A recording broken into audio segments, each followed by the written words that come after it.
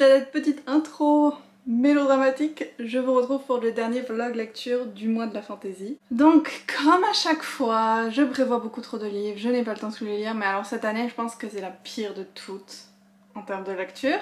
Et donc on se retrouve qu'on est le 27 mai, il reste 5 jours au moins, et j'ai beaucoup de livres que je veux absolument lire avant la fin du mois, tout en me doutant très bien que ce ne sera pas possible. Mais je vais tout faire pour, je vais me donner à 3000 milliards de pourcents pour essayer de les lire avant la fin du mois. Donc en ce moment je suis en train de finir Tower of Dawn de Sarah J. Maas parce qu'un de mes objectifs c'était de lire tous les livres qui me manquaient de Throne of Glass, donc ça c'est l'avant-dernier. Il me reste un peu plus d'une centaine de pages donc j'aimerais le finir aujourd'hui. Et Kingdom of Ash, il attendra après le mois de la fantaisie parce que là c'est plus possible, faut que je me concentre vraiment sur mes autres lectures. Donc dès que j'ai fini Tower of Dawn, il me reste juste tous ces livres là à lire avant la fin du mois. Extrêmement faisable. On a The 100,000 Kingdoms de N.K. Jemisin. Comme je vous l'ai dit, ça fait trop d'années qu'il reste sur mes étagères. Je pense que j'avais pris une photo Instagram en 2019 en prévision du mois de la fantaisie 2019 pour le lire. On est en 2022, tout va bien. Mais, il y a un mais, comme j'ai fini mon livre audio de La Cité de l'étang, que j'ai adoré entre parenthèses, je l'ai commencé. Donc, un bon point pour moi. Alors j'en suis pas très loin, j'en suis à 8% du livre, mais je l'ai commencé en livre audio. Je pense que ça va être le seul livre audio que je vais lire dans les 5 prochains jours. Mais j'ai une chance donc de le finir avant la fin du mois. Et les premiers chapitres, je sais pas où ça s'en va, mais j'aime beaucoup pour le moment. J'ai L'Empire d'écume, qui, même s'il a pas l'air très épais, fait en fait presque 600 pages. Donc son seul point positif c'est qu'il est en français, que je lis plus vite en français. J'ai le 6e tome de Cavalier Vert, qui lui aussi c'est une bricasse. J'ai Le Paris des Merveilles. Alors là c'est la trilogie, il me resterait que le dernier... Oh, pourquoi est-ce qu'on écrit aussi petit? C'est écrit beaucoup trop petit. Donc si j'essaye de voir... Tac, tac, ok. Le 3e tome, il commence là. Donc j'aurai juste ça à lire parce que j'ai lu les autres. Juste ça. J'ai qui va avec Les Malfaiteurs. Chaque fois je dis les brigands, mais c'est Les Malfaiteurs du Paris des Merveilles. Qui lui est plus court. Lui, honnêtement, ça se lit en une journée celui-là. Et puis j'ai le 2e tome de La Carte des Confins que j'ai aussi commencé, mais j'ai pas lu beaucoup, j'ai lu une 50aine de pages. Donc on a 1, 2, 3, 4, 5, 6 livres que je veux lire en 5 jours, 6 livres fantasy, sans compter en plus quelques BD que j'aimerais lire aussi.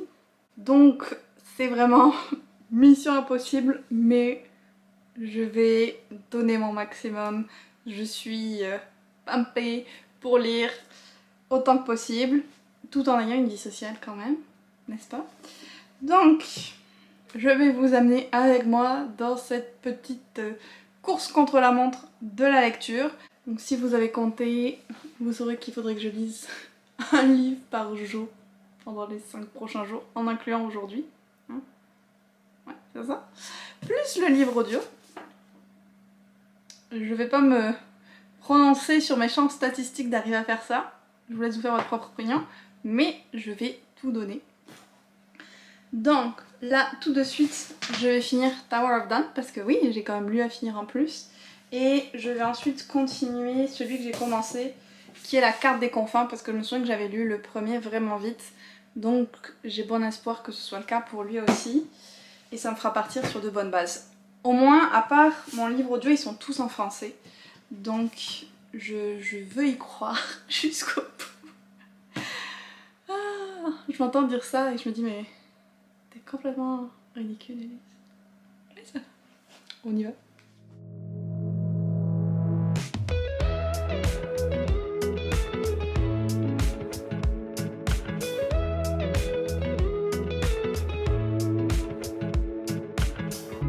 Nothing like your smile in the morning, following the linings on your cheeks. Hello, c'est le moment de vous faire une petite update lecture. Hier soir, bon, j'ai fini Tower of Dawn J'ai attaqué la carte des confins et je l'ai fini tout à l'heure, donc en début d'après-midi. Donc un livre lu en moins de 24 heures, c'est un bon départ. En même temps c'est celui que je savais que j'allais lire le plus vite. Donc je pense que ça va ralentir un petit peu, mais au moins ça m'encourage dans mon idée de lire au maximum des livres qui me restent. Donc ça c'était le deuxième tome de la carte des confins. Si vous connaissez pas, c'est une histoire de chasse au trésor, de pirates, avec de la magie et avec une romance aussi qui est une part vraiment importante dans l'histoire. Je peux pas trop vous en dire parce que ça c'était le deuxième tome, mais ma bonne surprise c'est que j'avais oublié que c'était une duologie et donc il y avait une fin dans ce deuxième tome. Donc c'est pas une énième série que je commence, j'aurais tout lu. Et j'ai bien aimé la fin, donc c'était vraiment chouette, je l'ai lu d'une traite quasiment, ça se lit très très vite. Donc maintenant je vais pouvoir continuer avec, j'ai décidé de continuer avec le Paris des merveilles. Donc le troisième tome, le royaume immobile. Donc là on est dans une espèce de Paris de la belle époque mais avec des fées et toutes sortes de créatures magiques. Et on suit un enquêteur qui donc essaye de résoudre des crimes magiques. Et en même temps il y a une espèce de trame de fond d'un tome à l'autre aussi, mais mes souvenirs sont un petit peu flous là-dessus. Donc on va voir si ça me revient en lisant le troisième tome. Et j'enchaînerai ensuite avec Les Malfaiteurs du Paris des Merveilles. Lui aussi, j'ai bon espoir de le lire vite. Donc on va voir à quel point j'arrive à avancer dans celui-là aujourd'hui. Ça c'est pour l'update lecture. Ah non, j'oublie aussi, je lis un livre audio comme je vous avais dit de The 100,000 Kingdoms de N.K. Jemisin. J'en suis à peu près au tiers. Donc là aussi on avance bien. Et franchement, je me régale. C'est de la fantasy adulte et c'est trop bien. Le world building, l'univers est assez complexe à comprendre. En fait, on a une jeune femme qui s'appelle Yen qui vivait dans une tribu un peu plus isolée, dans un coin perdu d'un pays. Et sa mère, en fait, se fait tuer dans des circonstances étranges. Et elle va se retrouver héritière du souverain du royaume de la Cité du Ciel, qu'on voit sur l'image, qui est comme hyper puissant, qui a des dieux à son service et tout ça, parce qu'en fait sa mère était la fille de ce gars-là, mais elle avait complètement abandonné son rang par amour. Et donc on va suivre Yennefer qui essaye de s'adapter à cette nouvelle vie, de survivre, et qui découvre vraiment tous les secrets de sa famille et des dieux qui vivent parmi eux. Donc on a vraiment beaucoup de détails sur l'histoire de cette civilisation et je trouve ça très fascinant. Et on comprend un petit peu son rôle spécial à elle. Là on vient d'avoir une grosse révélation dans la partie que je viens de lire. Donc c'est complexe et je prends mon temps, mais j'aime vraiment beaucoup. Bon, maintenant j'ai fini la vieille lecture pour de vrai. Je me rends compte qu'il y a vraiment beaucoup de bazar derrière moi. Je voulais vous montrer aussi un petit peu des colis que j'ai reçus. Notamment j'ai reçu 2 BD que j'attendais beaucoup. Le deuxième tome de Spirit, donc que j'avais prévu de lire pour le challenge, puisqu'il y a des fantômes. Et je vais essayer de le caler entre d'autres de mes lectures. On va voir, c'est une BD, donc ça se lira vite. Donc là on est dans de la chasse aux fantômes. Un très gros résumé. J'avais beaucoup aimé le premier tome. Ça se terminait sur une espèce de situation catastrophique, donc j'ai hâte de lire la suite. Il y aura 4 tomes en tout. Et puis j'ai reçu la BD que j'attendais le plus de l'année, qui est Le Jardin des Fées d'Audrey Alouette, l'autrice de Magic Charlie. Et la dessinatrice c'est la même que celle qui fait les Princesses Sarah, Nora Moretti. Il est magnifique. Et j'ai hyper hâte de le lire. Lui aussi j'avais prévu pour le challenge, donc ça tombe bien qu'il soit arrivé là. Et j'ai reçu avec une petite présentation une trop belle clé du Jardin des Fées et des graines à planter. Donc il y en a vraiment beaucoup. Clairement je laisserai faire Johan parce que si je les plante moins, elles vont mourir. On va éviter. Et puis j'ai aussi reçu un livre que franchement j'avais abandonné tout espoir de le recevoir parce qu'il m'avait été envoyé en mars. Donc je sais même plus de quoi il parle. Mais c'est Mal d'Aurore, les enfants de la légende. La couverture est trop belle. Je vais vous lire le résumé parce qu'il est court. Aux confins d'une Europe bouleversée, alors que la Révolution gronde, 5 jeunes se rencontrent autour d'une étrange menace. De Vienne à Odessa, de Kiev aux plaines de Sibérie, ils sont poursuivis par la police secrète et traqués par un ataman cruel et tyrannique. Liés par leur amitié et un destin qui les dépasse, ils avancent sur le chemin d'un royaume disparu, Mal d'Aurore. Il y avait un poster avec. La boîte est arrivée pas mal abîmée. Regardez ça. Qu'est-ce qu'on a dedans? J'ai pas regardé. Alors il y a un petit... Le livre est sorti le 23 mars. Un petit peu de retard, merci la poste. On a un marque-page et un petit carnet. On n'a jamais trop de carnets dans la vie. Au moins ça a réussi à arriver, même si la boîte a pas trop survécu. C'est déjà bien. Et voilà pour ce que je voulais vous montrer. Je vais peut-être faire une petite pause parce que j'ai beaucoup lu aujourd'hui quand même. Peut-être regarder quelques vidéos YouTube ou je sais pas. Et puis je m'attaque au Paris des Merveilles. Hello! Je vous fais une petite update lecture dans la cuisine. Parce que bon, déjà je suis en train de me préparer du thé. En plus ils font des travaux dans la rue, donc ça fait vraiment beaucoup de bruit. Donc on est le plus éloigné possible de ça. Puis je me suis dit voilà, je vais faire ça en préparant mon petit déj tranquillement.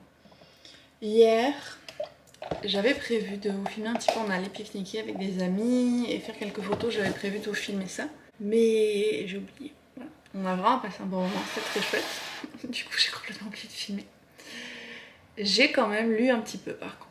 J'ai lu avant qu'on y aille et j'ai lu le soir tard parce que j'étais décidée. Et donc j'ai fini le 3e tome du Paris des Merveilles qui est le Royaume Immobile. On suit vraiment beaucoup le même schéma, j'ai envie de dire, que les deux autres enquêtes. Donc c'est pas hyper original dans ce sens-là, mais c'est toujours aussi plaisant à lire. Et deux des aspects que j'aime le plus dans ces livres-là, c'est l'univers déjà parce qu'on est au Paris de la Belle Époque, mais avec des êtres du merveilleux. Donc on voit par exemple la Tour Eiffel, mais c'est une Tour Eiffel qui a été créée par les fées pour symboliser l'union des deux mondes et elle est faite dans un autre matériau. Il y a des chats volants, il y a comme plein de choses qui viennent s'ajouter à l'aspect historique qu'on peut connaître et le transformer un petit peu, donc j'aime beaucoup ça. L'écriture, j'adore aussi, c'est un ton un petit peu d'humour. Je sais pas comment dire, pas sarcastique ou pas sans rire, mais je sais pas, j'aime beaucoup l'humour dans ce texte, la manière dont des fois l'auteur s'adresse au lecteur et le côté super bon chic de ces personnages qui font partie de la haute société et du coup qui ont un humour vraiment un peu détourné. J'aime beaucoup ça aussi. Je suis fan des personnages d'Isabelle Saint-Gilles qui est une enchanteresse et de l'enquêteur Louis-Hippolyte Griffon qui se met toujours dans des affaires pas possibles. Bon, elle en même temps elle le fait un peu volontairement, lui ça lui tombe un peu plus dessus peut-être. Mais dans tous les cas, là ça commence avec elle, il y a un espèce d'elfe qui vient mourir à sa porte pour une raison qu'elle connaît pas. Et lui, il va se retrouver à devoir être témoin d'un duel à l'épée à cause d'un espèce de conflit amoureux. Donc ça commence comme ça, et ça finit totalement ailleurs. Ça finit que d'une révélation à une autre, d'une tentative d'assassinat à une autre, il découvre un gros secret du royaume des fées. Ce qui, je pense, c'était un peu la même chose dans le 2e tome avec les dragons. Donc c'est pour ça que ça répète beaucoup le même schéma, mais je me régale quand même de les lire. C'est des petites enquêtes sympas, et je trouve que la valeur est vraiment dans l'univers, dans les personnages et dans le ton de l'écriture pour ces livres-là. Donc une très chouette lecture, ça m'a donné envie de relire les deux autres parce qu'il y a des choses dont je me souvenais pas. Et j'ai attaqué les malfaiteurs. Chaque fois je vais dire les brigands. Les malfaiteurs du Paris des Merveilles. Donc là c'est 6 histoires courtes, il y en a qu'une qui est par l'auteur des livres, la première que j'ai lue hier, et c'était vraiment chouette parce que c'est comme si vous avez lu la BD Les Artilleuses, que j'adore aussi, qui est sortie chez Draco. Là dans cette histoire courte, on a ce qui se passe avant, juste avant les Artilleuses, donc avec les personnages des Artilleuses, et c'était vraiment cool de les retrouver sous un autre format. Donc aujourd'hui, je vais essayer de lire les 5 autres histoires. C'est pas très long. Genre, je pense que l'autre, ça m'a mis moins comme 30 minutes à la lire la première, donc je vais essayer de lire les 5 autres. Et je vais peut-être commencer un autre livre, si tout se passe bien. On va voir. Ah oui, j'ai aussi lu, je voulais vous en parler. Je mets du sucre, puis je vous en parle. J'ai aussi lu une BD Spirit dont je vous avais parlé, le deuxième tome, Obsession. J'ai adoré. Je suis vraiment trop fan de ces BD. C'est un côté un petit peu Ghostbusters, steampunk, supernatural, un peu tout mélangé. En fait, c'est en 1930, à New York, il y a un jeune spiritologue donc, qui étudie les fantômes, qui cherche à faire comprendre au monde qui sont vrais, qui sont inoffensifs, qui va se retrouver mêlé à une espèce de grosse manipulation avec une société secrète, avec un événement qui a eu lieu en Sibérie plusieurs années plus tôt, qui a des répercussions à ce jour. Et en fait, son professeur slash guide se fait assassiner, c'est ça qui va se lancer sur la piste, et il va découvrir de nouvelles choses sur les fantômes qu'il ignorait avant. Il va s'allier à une journaliste, Nell, et à une pilote d'avion noire, première femme noire pilote d'avion, Mary. Et ensemble, ils vont essayer de déjouer les plans maléfiques d'un fantôme qui a réussi à prendre apparence humaine. En gros, c'est ça. Mais c'est super bien. Il y a plein de petits éléments que je trouve vraiment intéressants. L'intrigue se développe à chaque tome. Il va y en avoir 4 en tout. Là, à la fin du deuxième, on a vraiment envie de regarder la suite. Donc, voilà pour la petite update que je voulais vous faire.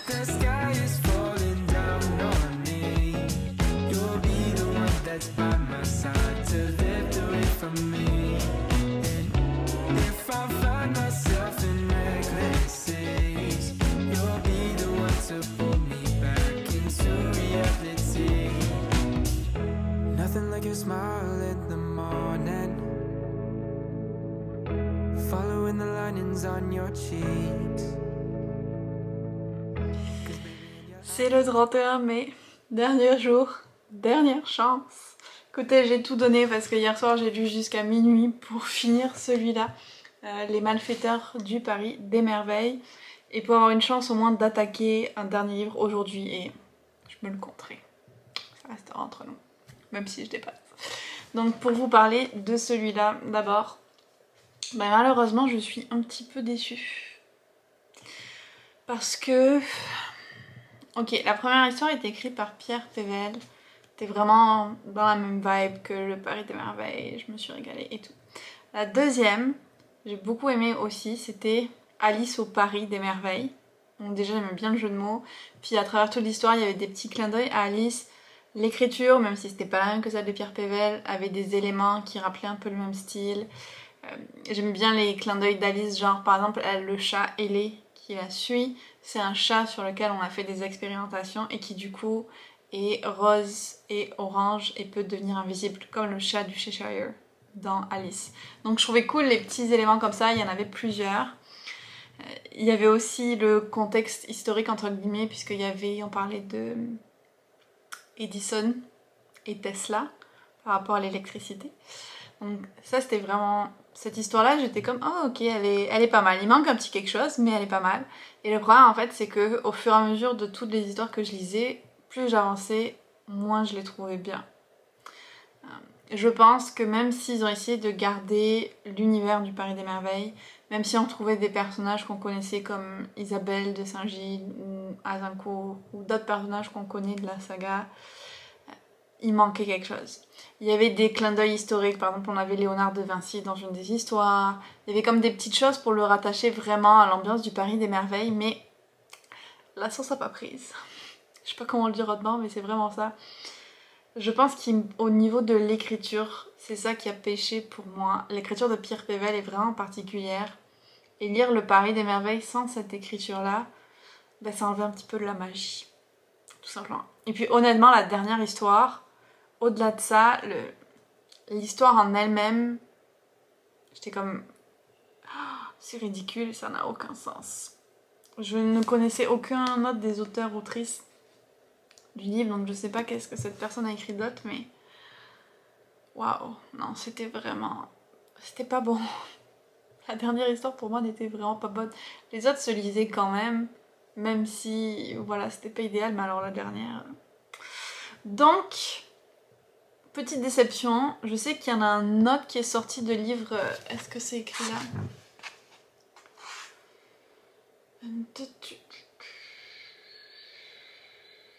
Contes et récits du Paris des Merveilles, je pense que c'est celui-là, mais je pense pas que je vais le lire du coup parce que c'est ça, ça a été une petite déception du coup.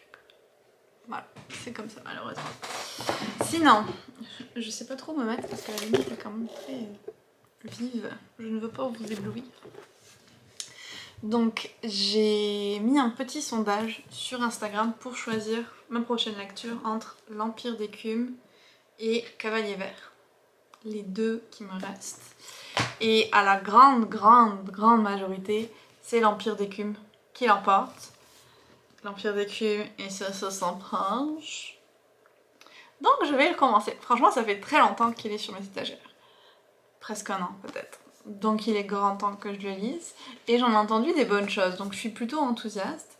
Et avant par contre je vais lire, j'avais prévu aussi de le lire pour le mois de la fantaisie, Le Jardin des Fées, donc petite pause BD, sachant qu'il sort le 1er juin, demain. Donc il sera déjà sorti je pense quand je publierai ce vlog. Et j'ai trop hâte. Je suis sûre que ça va être vraiment très bien. Donc, Le Jardin des Fées. Puis j'attaque l'Empire d'écume, dernier sprint avant la fin du challenge. Ça y est, je suis prête à vous faire la dernière update de ce vlog qui concluait le mois de la fantaisie parce que je viens de finir l'Empire d'écume et j'ai adoré. Je m'attendais pas à ça mais j'ai trop aimé. Donc je suis vraiment contente de finir avec lui, ça finit sur une bonne note. Donc pour vous résumer l'histoire sans trop vous en dire parce qu'il y a beaucoup de révélations qui viennent au fur et à mesure du livre.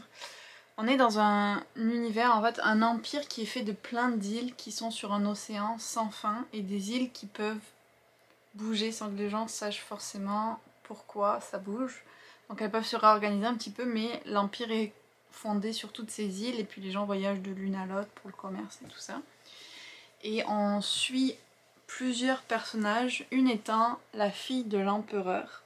L'empereur qui détient une magie des os qui lui permet, en fait, il prélève un os derrière l'oreille de chaque citoyen de son empire et puis il va les utiliser pour créer ce qui s'appelle des concepts, donc des créatures un peu chimériques faites de plusieurs parties d'animaux qui vont jouer le rôle de garde, d'intendant, différents rôles. Donc il utilise ces os là pour les construire et le truc c'est qu'à chaque fois qu'il utilise un os, ça finit par tuer la personne dont il a pris l'os. Donc sa fille Lynn essaye de comprendre cette magie des os et de la maîtriser pour montrer qu'elle est digne d'être son héritière.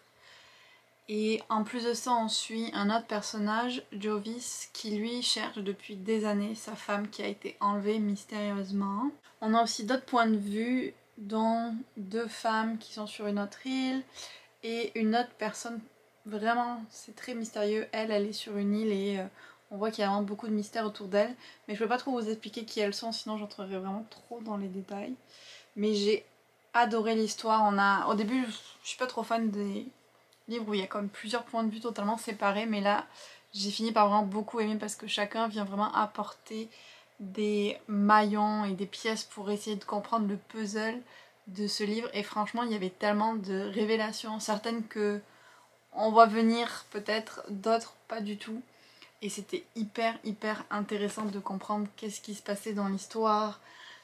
Franchement j'ai adoré suivre l'intrigue de ce livre. Et puis à la fin du premier tome il y a encore plein d'éléments auxquels on n'a pas de réponse. Donc ça donne très envie de lire la suite. Et il y a les premiers pions qu'ils ont placés aussi pour la suite des choses. Donc j'ai beaucoup aimé suivre les différents personnages, leur évolution, ce qu'ils découvrent. Vraiment, j'ai trouvé ça fascinant. Mon seul problème c'était un petit peu... Le personnage de Lynn est censé avoir comme 23 ans je pense et des fois je trouve qu'elle faisait vraiment très adolescente. Et l'autre chose c'est la traduction, au début j'avais vraiment beaucoup de mal, c'est un peu passé par la suite. Donc je sais pas si c'est parce que les derniers livres je les avais lus en anglais ou pas, mais j'étais pas trop fan de la traduction.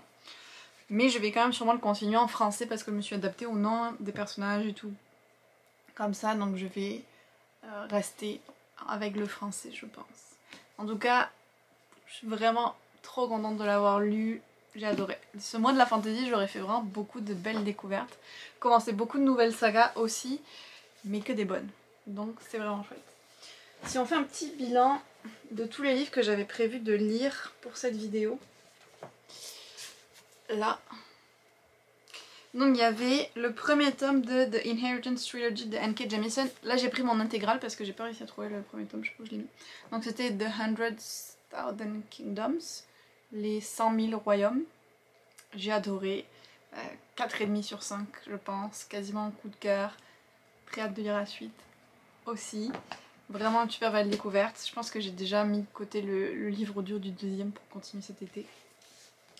J'ai aussi lu le deuxième tome et le dernier de La Carte des Confins que j'ai vraiment bien aimé. C'était une lecture rapide et comme pleine de magie et de romance, donc c'était plus léger que mes autres fantasy que je lisais. La plupart sont adultes, ça a été young adulte, donc c'était vraiment chouette. J'ai lu le dernier tome du Paris des Merveilles qui m'a autant plu que les deux autres, même s'il se renouvelle peut-être un petit peu moins. Je reste fan de l'écriture et de l'univers. Ma petite déception, c'était Les Malfaiteurs du Paris des Merveilles. Comme je vous ai dit, j'ai pas été vraiment conquise par toutes les histoires qu'il y avait dedans. Et puis finalement j'avais L'Empire d'écume, dont je viens de vous parler, que j'ai beaucoup aimé. Donc il y a juste Cavalier Vert que j'ai pas eu le temps de lire, malheureusement. Donc, je trouve que 1 sur tous c'est quand même pas si mal, je suis très contente de moi. J'avais aussi lu 2 BD pendant ce vlog. Donc voilà, j'ai quand même bien lu, je suis très contente. Celui-là je vais le lire dans une de mes prochaines lectures, je vais essayer de le lire en juin quand même. Et voilà, donc je vais arrêter mon vlog là, je pense qu'il est déjà bien assez long comme ça. Mais c'était le coup de boost dont j'avais besoin pour quand même avancer plus dans mon challenge. Je vais faire un bilan, même s'il va pas être très glorieux. Je vais faire un bilan, mais je sais pas si le vlog sortira avant ou après le bilan. J'ai pas encore décidé ça. En tout cas, j'espère que ça vous a plu. Comme d'habitude, n'hésitez pas à me dire si vous avez lu certains de ces livres, qu'est-ce que vous en avez pensé, ou s'il y a des vlogs en particulier que vous aimeriez que je fasse. Là, je vais de suite en commencer un autre pour une autre romance what the fuck, donc j'ai très hâte. Et puis, on se retrouve très bientôt dans une autre vidéo.